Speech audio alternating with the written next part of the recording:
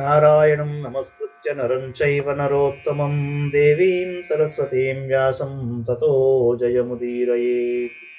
భారతీ మరో అంకానికి స్వాగతం. మనం మహాభారతంలోని ఆదిపర్వంలోని 200వ అధ్యాయంలో ఉన్నాం.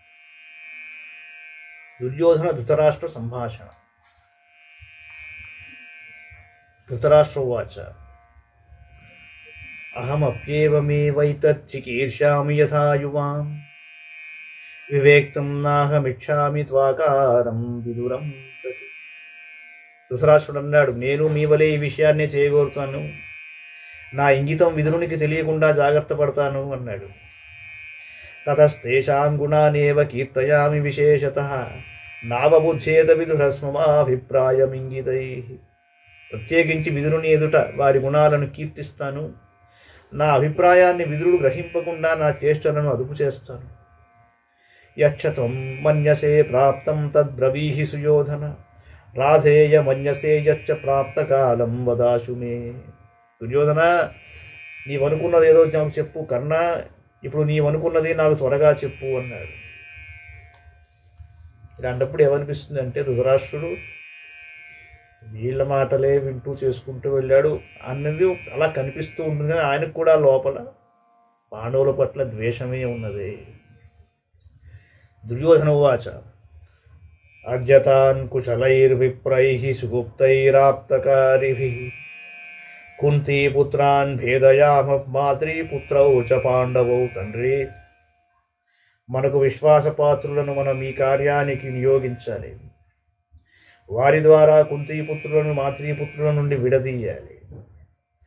అథవా ద్రుపదో రాజా మహద్భిర్విత్త సంచయైః పుత్రాశ్చాశ్చ ప్రలోభ్యంతాం నమాత్యాశ్చైవ సర్వశః పరిత్యజేద్యథా రాజా కుంతీపుత్రం యుధిష్ఠిరం అథ తత్రైవ వా తేషాం నివాసం రోచయంతు తే.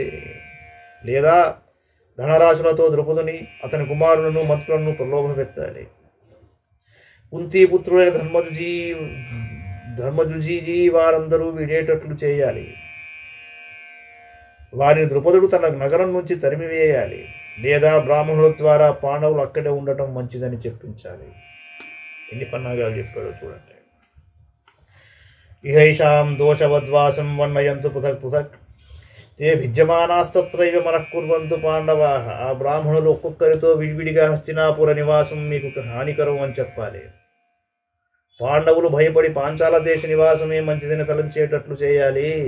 అథవా కుశలాః కేచిత్ ఉపాయ నిపుణా నరాః ఇతరేతరతః పార్థాన్ భేదయంత్వనురాగతః. ఉపాయ నిపుణులు నేర్పరులైన కొందరిని నియమించి వారు ప్రేమతో పాండవులను చేరి పాండవులలోనే భేదభావం కలిగించేలా చేయాలి. యుత్థాపయంతు మా కృష్ణాం బహుత్వాత్ సుకరం హితత్ అథవా పాండవాంస్తస్యాం భేదయంతు తతశ్చతాం. లేకపోతే ద్రౌపదియే పాండవులను మరిచేలా చేయాలి. భర్తలు ఎక్కువైనందువల్ల అది తేలిక. లేదా పాండవులకు ఆమెపై విరక్తి కలిగించాలి. అప్పుడు ఆమెకు వారిపై విరక్తి కలగాలి. భీమసేనస్య వా రాజన్ ఉపాయ కుశలైర్నరైః పుత్రుర్విధీయతాం ఛన్నైః నహి తేషాం సహి తేషాం బలాధికః. ఓ రాజా, సమర్థులైన యోధులు రహస్యంగా భీముని వధించాలి. వారందరిలో అతడే బలశాలి. తమాశ్రిత్య హి కౌంతేయః పురాజాస్మాన్న మన్యతే సహి తీష్ణశ్చ శూరశ్చ తేషాం చైవ పరాయణం. ఆ భీమసేనుని అండతోనే ధర్మజుడు మనల్ని పూర్వం నుంచి లెక్కపెట్టలేదు. భీముడు వీరుడు, శూరుడు, పాండవులకు అతడే దిక్కు. తస్మిన్ స్వవిహతే రాజన్ హతోత్సాహో హతోజసః యదిష్యంతేన రాజ్యాయ సహి తేషాం వ్యపాశ్రయః. రాజా, భీముని చంపితే పాండవులు ఉత్సాహ పరాక్రమాలు లేని వారు అవుతారు. అప్పుడు రాజ్యానికై ప్రయత్నించరు. అతడే కదా వారికి సహాయకారి. అజేయో హ్యర్జునస్తంఖ్యే పృష్ఠగోపే వృకోదరే తమృతే ఫాల్మో యుద్ధే రాధేయశ్చన పాదభాగ్. భీముని సహాయం ఉంటే యుద్ధంలో అర్జునుడు తిరుగులేనివాడు. భీముడు మరణిస్తే అర్జునుడు కరుణకు 4వ వంతుడు కూడా సాటిరాడు. తేజానాస్తు దౌర్బల్యం భీమసేన మృతే మహత్ అస్మాన్ బలవతో జ్ఞాత్వా న యదిష్యంతి దుర్బలాః. భీమసేనుడు లేనప్పుడు వారి బలహీనతను వారు తెలుసుకొని మనలను బలవంతులుగా గుర్తించి యుద్ధానికి సిద్ధం కారు. ఇహాగదేషు వాతేషు నిదేశవశవర్తిషు ప్రవర్తిష్యామ హే రాజన్ యథాశాస్త్రం నిబర్హణం. ఓ రాజా, వారు హస్తిరకే చేరి మన ఆజ్ఞావశులై ఉంటే వారిని నీతిశాస్త్రానుసారం నాశనమయ్యేటట్లు చేద్దాం. అథవా దర్శనీయాభిప్రమదాభిర్విలోభ్యతాం ఏకైకస్తత్ర కౌంతేయ తత కృష్ణా విరజ్యతాం. అందమైన స్త్రీలను ప్రయోగించి వారిని ప్రలోభపరచాలి. అప్పుడు ఒక్కొక్కరి పట్ల ద్రౌపది విరక్తి చెందాలి. ప్రేషతాం చైవరాధేయత్యేషామాగమనాయ వై తైస్తై ప్రకారై సన్నీయ పాచ్యంతామాప్తకారి. పాండవులను తీసుకుని రావటానికి రాధేయుని పంపాలి. వచ్చిన తర్వాత సన్నిహితుల చేతనే పాండవులను చంపించాలి. ఏతేషామప్యుపాయానాం జస్తే నిర్దోషమాన్ మతః తస్య ప్రయోగమాతిష్ఠ పురాకాలోతి వర్తతే.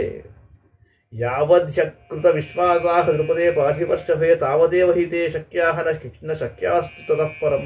ఈ ఉపాయాల్లో నిర్దోషమైన దాన్ని ప్రయోగిస్తే మీరు నిర్దోషులవుతారు. సమయం మించిపోతోంది.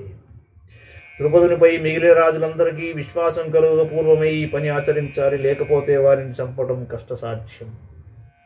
ఏషా మమ మతిస్తాత నిగ్రహాయ ప్రవర్తతే సాధ్వీహి యది వా సాధ్వీ కిం వా రాధేయమన్యసే. శత్రువుల నాశనానికి ఈ ఉపాయం నా బుద్ధికి తోచింది.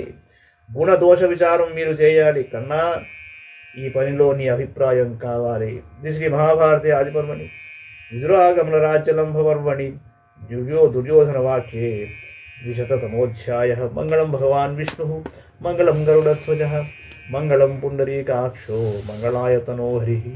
సర్వం శ్రీకృష్ణార్పణమస్తు.